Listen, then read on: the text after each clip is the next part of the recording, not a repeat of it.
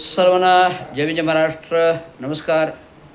S Raviraj, India unlimited in digital news चॅनलमध्ये सर्वांचं स्वागत आहे. गेल्या 30 तारखेपासून म्हणजे पूर्ण जून महिना गेला.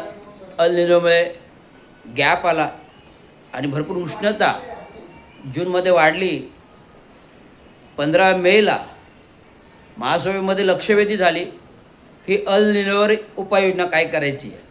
तर अल निनोवर उपाययोजना काय करायची, तर तो आपला 2016चा जो मंजूर DPR आहे, होल्डिंग पॉन्ड, टायडल गेट आणि उर्वरित नाले, असा 1100 कोटी म्हणजे 600 कोटी होल्डिंग पॉन्ड, 500 कोटी उर्वरित नाले, असे मिळून 1100 कोटीचा सँक्शन DPR आपण कन्सल्टंट तांत्रिक सल्लागारामार्फत बनवून आणि व्हिजिटीआयकडून ॲप्रुव्हल मान्य केलेलं आहे.